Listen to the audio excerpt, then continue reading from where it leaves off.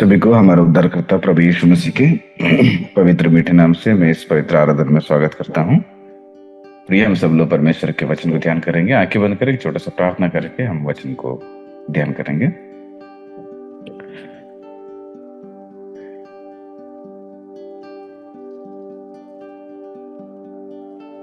स्वर्गीय विराजमान परमेश्वर, मैं आपको धन्यवाद करता हूँ प्रभु जी इस पवित्र समय के लिए। पिता, इस वक्त में सभी लोग मिलकर तेरे पवित्र बातों को ध्यान करने के लिए हम आ चुके हैं, इसलिए यहाँ पर जितने लोग जुड़े हुए हैं उन सबके जीवन में आप तेरे कृपा से और तेरे महिमा से भर दीजिएगा, ताकि आने वाले दिन में परमेश्वर तेरे वचन के अनुसार हम चलें और इस संसार में एक निष्कलंक जीवन बिताकर प्रभु तेरे नाम की गवाही बनकर जीने के लिए हमें मदद करें।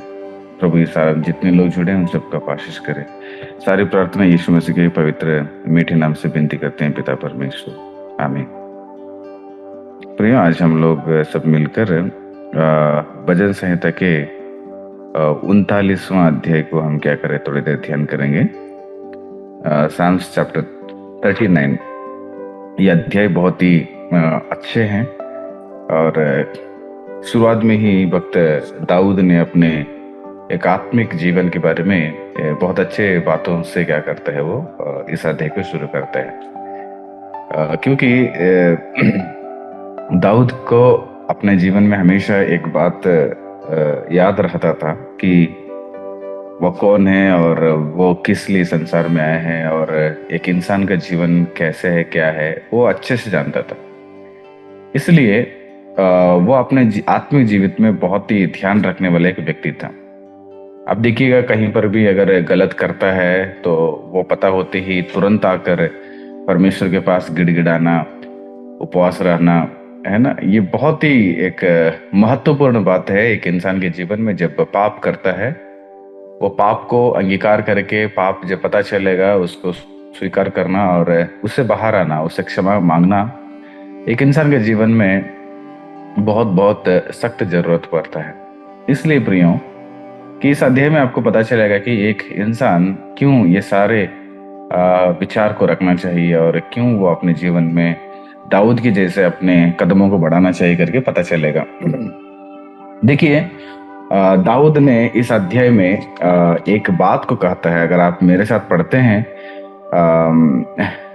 वही 39 का कोई पढ़िएगा, 39 का 11वां पद को मेरे सामने कोई पढ़ने के लिए मुझे मदद करें। भजन संहिता उसका 39। जब तू मनुष्य को अधर्म के कारण डांट टपट कर ताड़ना देता है, तब तू उसकी सुंदरता को पतंगे के समान नष्ट करता है। आजमगढ़ दूसरा दिशा में है ये बात। बलियों से जय तक पढ़िएगा और नेक्स्ट कंटिन्यू पढ़िएगा। वो वहां पर एक लास्ट में एक वचन है, देखिएगा, मनुष्य केवल एक सांस से करके एक बात का जिक्र किया गया है। मनुष्य जो है केवल एक सांस है ना। हिंदी में है कि नहीं पता नहीं, कन्नड़ा में वही है। देखिएगा, एक बार आप और हम एक बार सांस लेते हैं, जब ब्रीदिंग लेते हैं तो हम हमारे शरीर के अंदर रहने वाले जितने भी सांस जो है ना, वो हम बाहर निकाल देते हैं। कार्बन डाइऑक्साइड को हम लोग बाहर निकालते हैं और उसके बाद हम लोग ऑक्सीजन को लेते हैं। एक बार जब हमारे शरीर के अंदर से जब कार्बन डाइऑक्साइड जो हमारा नाक से हो, हमारे मुंह से जब हम लोग सांस छोड़ देते हैं ना, उस सांस के जैसे एक इंसान की जिंदगी है। मतलब विद इन सेकेंड में हम एक दिन में कितना सांस लेते हैं, कितना सांस छोड़ते हैं, एक बार याद रखिएगा। ठीक उसी प्रकार एक इंसान का जीवन होता है। इस संसार में उसका जो आयु है, हम लोग सोचे कि 60-70 साल हमारे लिए बहुत ज्यादा है, एक बहुत बड़ी लंबी सफर है और इस जीवन में पैसा कमाना है, इस जीवन में धन दौलत कमाना है, इस जीवन में नाम कमाना है, इस जीवन में जो इस संसार में कितने भी पाप है वो सारा काम पाप करना है, एंजॉय करना चाहिए, मौज मस्ती करना चाहिए, दोस्तों के साथ रहना चाहिए, है ना। कुछ तो करके, चाहे अन्याय से हो, चाहे दबा कर हो, चाहे किसी को मार कर हो, हम धन संपत्ति को बटोर कर रखना चाहिए। ये सारे विचार को एक इंसान रखता है क्योंकि उसके नजर में 70 साल 60 साल वो बहुत बड़ा है। लेकिन परमेश्वर की नजर में वो यूं ही हमारे शरीर के अंदर से निकलने वाले एक हवा के जैसे होता है। वो हवा के जैसे है। और कई सारे जगह में यही दाऊद ने कहा है कि इंसान के जीवन एक धुआं के समान है। इंसान का जो जो आयु है वो एक कागज के जैसे है ना, बहुत सारे, एक फूल के जैसे है, घास के जैसे है। कितने भक्तों ने अपने यानी कि इंसान का एक आयु के बारे में ऐसे शब्दों को इस्तेमाल किया। क्यों इस्तेमाल किए? कि मनुष्य जो है इस शरीर के जीवन में बहुत आशा रखता है, और इतना आशा रखता है और इतना वो अपने आप को भूल जाता है कि मैं इस संसार में क्यों आया हूं और इस संसार मेरा और आपका काम क्या है, ये इंसान भूल जाता है। और भूल कर इस संसार की ही एक मार्गों में क्या करता है, अपना सारा समय को व्यतीत करता है। जितना उसको समय मिला है वो सारा समय को वो इस संसार में ही क्या करता है, डुबा देता है। इसलिए 5वां पद को अगर आप पढ़ते हैं ना, वहां पर यही लिखा गया है कि मनुष्य कुछ भी करो लेकिन उसका जो आयु है गिनने में वो कुछ भी नहीं है, लेकिन परमेश्वर के साथ में कुछ भी नहीं है। अगर आप उसके नीचे पढ़ेंगे तो वो कितना स्थिर रहने के लिए अगर कोशिश करे, लेकिन वो एक सांस ही है। जी मित्रों, आज हम सबको ये समझना जरूरत है, एक इंसान के जीवन में जो परमेश्वर ने हमें जो दिया है, ये आयु, ये जो उम्र है, ये जो जीवन है, ये कुछ ही क्षण के लिए रहता है। इसलिए इस कुछ क्षण में मेरा और आपके जीवन कैसे रहना चाहिए, और वही चीज को दाऊद ने इस अध्याय में शुरू से बता दिया। दाऊद बताता है कि प्रभु, मैं इस संसार में एक सांस के समान हूं, एक हवा के समान हूं। मेरा जो आयु है, जो इंसान का जो आयु संसार में जीवन बिताता है, वो गिनने में कुछ भी नहीं है, आपके सामने कुछ भी नहीं है। वो जैसे हम बैठे हुए हैं, 6 मिनट बीत गया है, पता नहीं चला 6 मिनट कैसे बीत गए। ठीक उसी प्रकार परमेश्वर के सामने 1 सेकंड के हिसाब से है हमारा आयु। और इतना 1 सेकंड में क्या कर सकते हैं? मान के चले एक मिनट आपको समय दे दिया, 1 मिनट में क्या करेगा आप अपने जीवन में? काम देखो क्या करेगा। आप सोचेंगे ना, यार 1 मिनट में मैं क्या कर सकता हूँ? 1 मिनट तो यूं ही 60 सेकंड ऐसे सोचते सोचते चला जाएगा। सोचने में भी हमें 60 सेकंड्स का समय बहुत छोटा हो जाता है ना, ये ऐसे बीत जाएगा वो। ठीक उसी प्रकार परमेश्वर की नजर में हमारे जो आयु है वो बहुत ही कम है और गिनने में कुछ भी नहीं है परमेश्वर के लिए।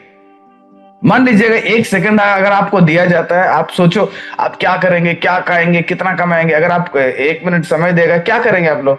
आप चुपचाप बैठ जाएंगे, कुछ भी नहीं कर पाता हूं, ये समय बीत जाता है, ये समय मेरा नहीं है, मेरा होता तो मैं पकड़ के रहता था, मेरा मर्जी से इस्तेमाल करता था।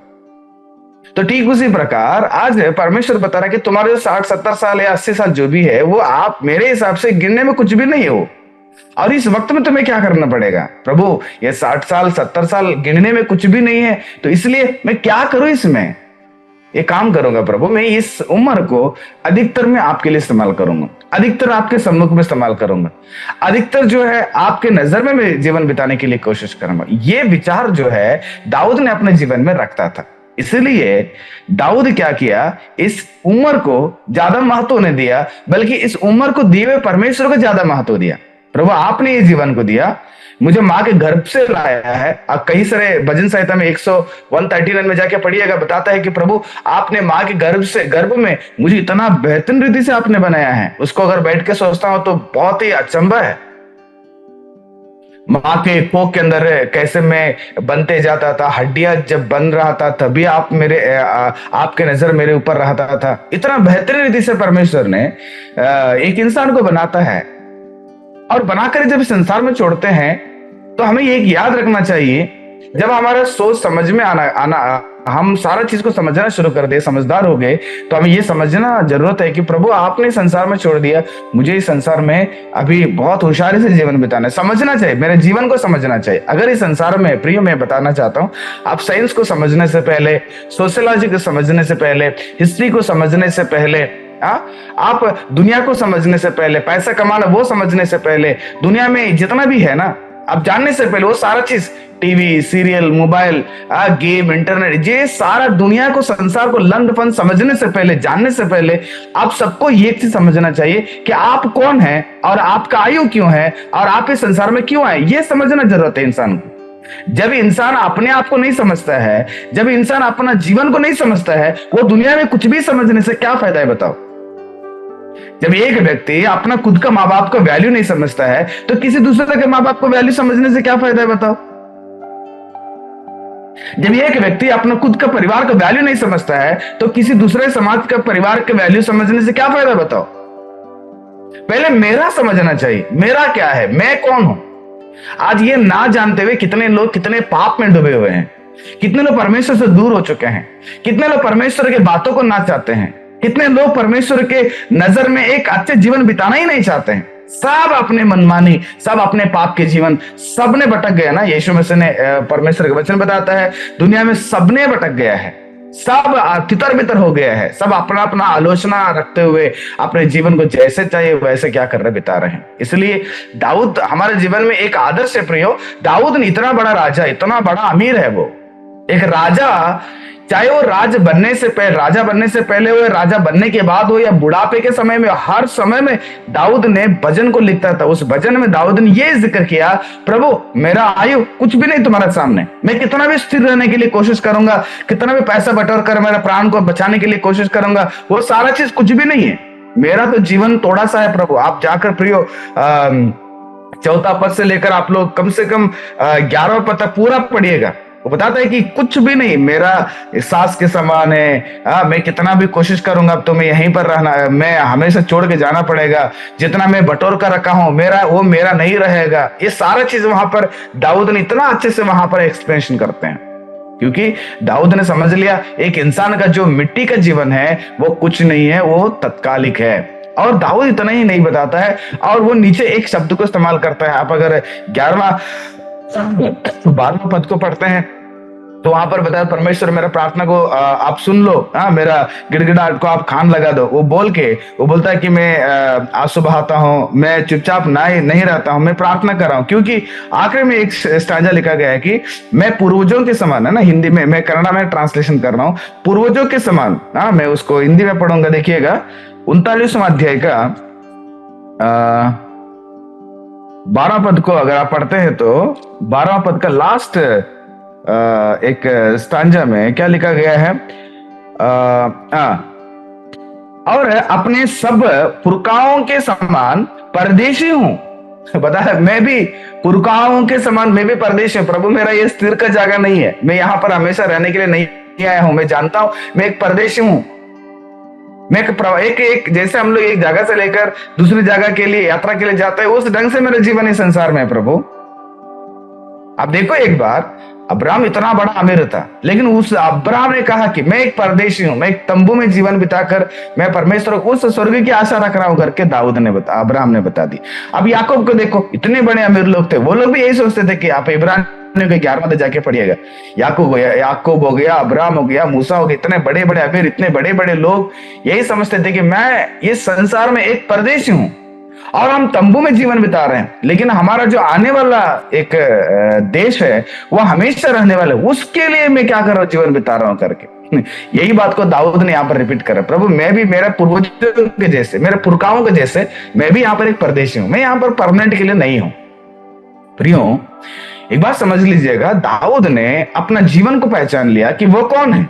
इसका शरीर का जो मिट्टी का जीवन इस संसार में एक माँ के गर्भ से होकर जब इस संसार में आते हैं तो वो कौन है, वो अपना जीवन को समझ लिया, है ना। वो एक तत्काल रहने वाला व्यक्ति था और वो अपने जीवन का आयु को समझ लिया, और वो अपने जीवन इस संसार में कुछ भी करो, कितना भी बटोरो, वो हमेशा मेरा नहीं रहेगा समझ लिया। और आखिर में यहां तक ये भी बोल दिया, प्रभु मैं एक परदेशी हूं, मैं एक यात्रा करने के लिए, एक यात्रिक में संसार में हूं करके दाऊद ने इस बात को वहां पर जिक्र करता है। इसीलिए दाऊद अपने जीवन में क्या किया पता है आपको, आप अभी पहला पद को पढ़ेंगे हम लोग, देखिएगा ये सारा चीज को दाऊद ने इसलिए महसूस किया, इसलिए वो विश्वास किया। ये फेथ होता है दाऊद के अंदर की सबसे बड़ा एक विश्वास है।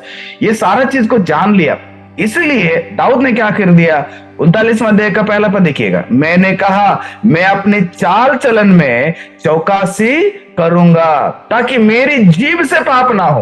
बाप रे, दाऊद के जैसे सोच हमारे जीवन में रहेगा, मैं सच में कहूंगा तुम्हारा जीवन सही रहेगा, तुम्हारा परिवार का जीवन सही रहेगा, तुम्हारे साथ रहने वाले लोगों का जीवन भी सही रहेगा। छोड़ो जो पाप करते हैं, जो अपराध कर रहे हैं उनको छोड़ दीजिएगा, लेकिन मैं और आप क्या करना है, हम मसीह के लोग हैं, हम यीशु मसीह को जानते हैं। अब दाऊद की तरह हमारा सोच रखना चाहिए। बोलते प्रभु मेरे चाल चलन में मैं चौकस रहूंगा। आपका हर चाल चलन में, आप कहां जाते हो, क्या करते हो, क्या देखते हो, क्या खाते हो, किसके साथ हो, कैसे सोच रहे हैं, आप कौन सा कदम उठा लिए हैं, कौन सा गलत इरादा को लेकर आप अपने जीवन में बिता रहे हैं, है ना? किसके साथ बैठकर क्या बात करिए, सारे चाल चलन को मैं क्या करूंगा, चौकसी रख करूंगा। चौकसी मतलब अपने चाल चलन में वो सिक्योरिटी है। हम हमारा पैसा को सिक्योरिटी करते हैं ना, उसको बचाना है, पर यार किसी को नहीं बताना है। हमारा मोबाइल का जो जीपे, फोन पे, इंटरनेट बैंकिंग का पासवर्ड, ये किसी को नहीं बताना है, वो सिक्योरिटी है, वो मेरा माइंड में रहेगा, वो किसी को पकड़ने नहीं देते हैं। एक बैंक में जाओ, उधर बहुत बड़ा गन पकड़ के बैंक का पैसा बचाने के लिए वहां पर एक क्या बोलते हैं, चौकीदार बोलते हैं ना, सिक्योरिटी रहते हैं। अगर आप कोई कंपनी में जाएगा, वहां पर भी 4-5 लोग गन पकड़ के रहेंगे। हमारा प्रधानमंत्री का अगल बगल में या सीएम के आगे, कोई भी राज्य का सीएम के अगल बगल में बहुत सारे लोग, पुलिस लोग हो गए, आर्मी लोग हो गया, ब्लैकलिस्ट हो गए, सब लोग गन पकड़ के पूरा उनका सिक्योरिटी करते, ताकि उनको कोई प्रकार का हानि नहीं पहुंचना चाहिए। हाँ, हमारे नेताओं को किसी भी प्रकार की हानि नहीं पहुंचना चाहिए, वो बहुत बड़ा एक नुकसान हमारे जीवन में होता है। ठीक उसी प्रकार हमारे जीवन में दाऊद बताता है, प्रभु मेरे चाल चलन में मैं चौकसी करूंगा। अगर हमारे चाल चलन में हम चौकसी नहीं करते हैं, आप अपने चाल चलन को अगर आप ध्यान नहीं करते हैं, तो फिर उसको ध्यान करने वाले कौन होते हैं बताओ? जब आप ही नहीं जान रहे तुम्हारा चाल चलन कहां बिगड़ा हुआ है, आप अगर उसको सही करना नहीं चाह रहे हैं, तो फिर उसको सही करने के लिए कौन आएगा बताइएगा? जब तक आप अपने हिसाब से हॉस्पिटल नहीं जाते हैं, डॉक्टर जी मुझे यहाँ पर चोट लगा है, डॉक्टर जी मुझे यहाँ पर दर्द है, डॉक्टर जी ऐसे प्रॉब्लम्स मेरा है, जब तक वो प्रॉब्लम्स नहीं बताओगे तब तक डॉक्टर्स कैसे आपको इलाज करेंगे, डॉक्टर कैसे आपको दवा देंगे? हमारे जीवन में यही एक घमंड हो गया है, मैं सही हूं, मैं पवित्र हूं, मेरा गलती नहीं, सब सामने वाला व्यक्ति का गलती है। गलत करने के बावजूद भी, गलत दिखाने के बावजूद भी, या पाप हमारे नजर में बाइबल पढ़ते समय पता होने के बावजूद भी हम उस पापों का अंगीकार करने के लिए नहीं तैयार हैं। इसलिए भक्त दाऊद बताते हैं कि प्रभु मैं मेरा चाल चलन में चौकस रखूंगा। आप अपने चाल चलन में चौकस रखिए, क्योंकि इस संसार की जिंदगी आपके लिए एक यात्रिक जैसे है। आप इस संसार में कुछ दिन के लिए, आप कुछ भी करो, आप हमेशा यहां पर परमानेंट नहीं हो। हम यहां पर परमानेंट रहने के लिए नहीं आए हैं। इसलिए दाऊद फिर नीचे क्या बताता है, ताकि मेरे जीभ से पाप ना हो। सोच से पाप नहीं करना चाह रहा है, चाल चलन में पाप नहीं करना चाह रहा है, आखिर में जीभ से भी पाप करना नहीं चाह रहा है। क्यों? क्योंकि जीभ एक ऐसा चीज है, आप याकूब के पत्र जाके पढ़िएगा, एक बहुत बड़ा छोटा सा अंग है हमारे शरीर में, लेकिन इस पूरे शरीर को आग लगाने वाला है ना, पूरे शरीर को आने वाले दिन में नरक में पहुंचाने वाला एक शस्त्र हमारा शरीर में अटका हुआ है, वो जीभ है। ये जीभ एक ऐसी एक अंग हमारे जीवन में है, आप कितना भी कंट्रोल करो, लेकिन जीभ को आप कंट्रोल नहीं कर पाएंगे। इसलिए भक्त दाऊद बता रहे हैं कि प्रभु मेरे जीभ से भी पाप नहीं होना चाहिए, क्योंकि जीभ जो है ना एक ऐसा चीज है। अब देखो, समाज में जाइएगा, एक कोई स्लम के अंदर जाइएगा, स्लम में अगर आप एंट्री करेंगे ना, बहुत सारे स्लम में हमने गए हैं, एंट्री करेंगे तो बाप रे, जब तक वो स्लम में हम कदम रखते हैं, अंदर जाते हैं, और स्लम से बाहर हम आने के समय तक वहां पर इतना लड़ाई झगड़ा होते रहेगा, और लड़ाई झगड़ा मारपीट से ज्यादा वहां पर गालियां ग्लोज होते रहता है। उसको ये डांटता है, इसको वो डांटता है, इसको वो श्राप देता है, इसको ये श्राप देता है, सुन नहीं पाते हैं। कभी कभी दोनों कान को दोनों उंगली में दबा कर आंख बंद करना पड़ेगा। इससे बाप रे, ये जीभ से इतना गंदे गंदे शब्दों को इस्तेमाल करते हैं, श्राप देते हैं, चुगली करते हैं। बैठते हैं, 3-4 लोग बैठेंगे, एक आदमी का नाम लेंगे, उसके बारे में पूरा हिस्ट्री, वो क्या कर रहा है, वो कितना बदला हुआ है, वो उसका जिंदगी क्या है, वो परमेश्वर उसके बारे में क्या सोचे, वो नहीं सोचेंगे। बट ये लोग डिसाइड कर लेंगे कि वो गलत है, ये सही है, ये इधर गलत किया, वो ऐसे बोल दिया, वो इसको ऐसे करना है, ऐसे करना है। यार तुम और हम, हमारा जीवन में ये समझना चाहिए, हम हमारा न्याय करें, हम हमारा बारे में हम सोचे, हम हमारा चौकसी करें। हम 4 लोगों के सामने बैठकर, कोई एक पास्टर के बारे में हो, कोई एक विश्वासी के बारे में हो, कोई एक गरीब व्यक्ति के बारे में हो, कोई एक पड़ोसी के बारे में हो, बैठकर ये सारे चुगली, इधर इनके कान, इनके जीभ से उनके कान में, उनके जीभ से इनके कान में, ये चारों मिलकर गेंद जैसे क्रिकेट टीम में एक बॉल को लेकर इधर से उधर मारते हैं, इधर से उधर मारते हैं, उस ढंग से एक व्यक्ति की जिंदगी को हम ऐसे नहीं फैलाना चाहिए। कि जीभ एक बहुत ही जरूरत है मनुष्य के जीवन में, पवित्रता में जीवन बिताने के लिए। दाऊद ने भी यही सोचता था, प्रभु जो दुश्मन लोग मेरे साथ लड़ने के लिए आते हैं उनके लिए मैं श्राप नहीं देना है, उनको बारे में गलत नहीं बोलना चाहिए। अगर लोग आकर मेरे राज्य में अगर रहने वाले लोगों के बारे में कुछ बातें करते उनके बारे में कुछ नहीं बोलना है प्रभु। मेरे शब्द में कोई श्राप नहीं निकलना है, गंदे शब्द नहीं निकलना चाहिए, ऐसे नहीं निकलना है प्रभु, मूवी सॉन्ग्स नहीं निकलना चाहिए प्रभु। ये दाऊद ने हमेशा यही सोचता था। प्रियो, जीभ में, आपके जीभ में चाहे मूवी सॉन्ग्स, मूवी डायलॉग, या आप किसी के बारे में चुगली करते हो, किसी को श्राप देते हो, गंदे शब्दों को इस्तेमाल करते हो, है ना, परमेश्वर को छोड़कर आप केवल खाने पीने में, इस संसार में ये इस जीभ को इस्तेमाल करते हो, वो एक पाप होता है। याद रखिएगा, पाप, जीभ से करने वाला पाप भी क्या हो जाए तुम्हारे जीवन में, नरक में लेके जाने के लिए तैयार हो जाना पड़ता है। इसलिए दाऊद ने कहा, प्रभु क्या बोलते हैं, मेरे जीभ से पाप नहीं होना चाहिए। फिर बोलते हैं कि जब तक दुष्ट मेरे सामने है तब तक मैं लगाम लगाए अपना मुंह बंद किए कर रहूंगा। दुष्ट लोगों को पहचानना आज बहुत मुश्किल है। इसलिए आप ये नहीं समझना कि हमारे साथ रहने वाले लोग बहुत अच्छे हैं, हमारे साथ जो मेरे दोस्त है, क्लोज फ्रेंड है, चड्डी दोस्त है, क्लासमेट्स है, एक ही साथ हम लोग पालन पोषण किया गया है, हम लोग उसके बाद को वो जो भी हमारे दिमाग में गंदा ठुसाएगा तो हम उसको ले लेंगे, है ना। हम लोग पड़ोसी लोग हैं, अरे यार बहुत साल से हम लोग पीढ़ी पीढ़ी से हमारा पड़ोसी लोग है, बहुत क्लोज है। वो औरत आएगी तुम्हारे दिमाग में कुछ भी डालेगी, वो आदमी आएगा तुम्हारे कान में कुछ भी डालेगी दिमाग में, सारा चीज को स्वीकार करेंगे। ये आप याद रखना कि दुष्ट लोग आपके अगल बगल में रहते हैं। दुष्ट हमेशा दुष्टता के बाद, गिराने की बात, नफरत के बाद, ऐसे ही बातों को सिखाता है, तुम्हें गलत रास्ता में लेके जाने वाला बात। कितने दोस्तों ने, जब मैं पढ़ाई करता था, बोलते थे यार सिगरेट मारो ना, बचपन से ही आदतों को बढ़ाने के लिए कोशिश करते थे। और कई सारे दोस्त यार में देखिएगा, वो आदमी अच्छा रहेगा। मेरा एक दोस्त है, वो बहुत अच्छा था, अब कितने भी गलत काम करते थे लेकिन वो आदमी गलत काम नहीं करता था। जब 2007-8 की बात बता रहा हूं मैं, 5, 6, 7, 8, उस वक्त में ही हमारे जीवन में बहुत सारा पाप घुस गया था। उस वक्त में एक दोस्त को मैं देखता था कि बहुत अच्छा रहता था, लेकिन आज उस दोस्त को 10 साल हो गया, आज उसको मैं देखता हूं या उसके बारे में सुनता हूं, बहुत अजीब लगता है, ये आदमी ऐसे बन गया। क्योंकि दोस्त यार या जो संगति में रहते हैं ना, वो कौन है कैसे पता नहीं चलेगा। प्रेम एक ऐसी चीज है, हमें बहकाता है और हमें पाप के रास्ते में लेकर जाता है। इसलिए प्रेम हमें कभी धोखा नहीं देना चाहिए, इसको याद रखना चाहिए। भक्त दाऊद बताया, प्रभु दुष्ट लोग मेरे साथ रहेंगे तो भी मैं पाप नहीं करना चाहिए, इसलिए मुझे क्या करना प्रभु, मुझे बचा के रखना, मैं बचा के रखूंगा, मैं मेरा मुंह बंद करके रखूंगा। इसलिए प्रियो, आज अगर आपके जीवन से पाप नहीं होना है, एक चीज को याद रखिएगा, तुम्हारा जीभ और तुम्हारे मुंह आज बहुत ही चौकस करना, उसको अपने काबिल में रखना, आप उसको अपने कंट्रोल में रखना, आप उसको लगाम रखना जरूरत है। अगर आप जीभ को, अगर मुंह को लगाम नहीं लगाएंगे तो वह कहीं पर भी दौड़ेगा और कहीं पर भी फिसल जाएगा और किसके सामने भी वो फिसल जाएगा। अगर आप फिसल जाएगा, अगर ये मुंह से, अगर आपके बातों से, अगर कहीं तुम्हारा माँ बाप के सामने आप लोग गंदा शब्द इस्तेमाल करते हैं। एक भाई ने मुझे फोन किया, सर मेरा एक छोटा सा भाई है, माँ कुछ डांटती है तो बोलेगी कि तो हम मर जाएंगे। ये जो शब्द है वो जवान के लिए अच्छा नहीं है। माँ बाप हमेशा अच्छा सोच को रखते हैं, माँ बाप हमेशा आपको अच्छे रास्ता सिखाने के लिए कोशिश करते हैं। ये शब्द माँ के सामने अच्छा नहीं है कि मैं मर जाऊंगा तो क्या करेंगे।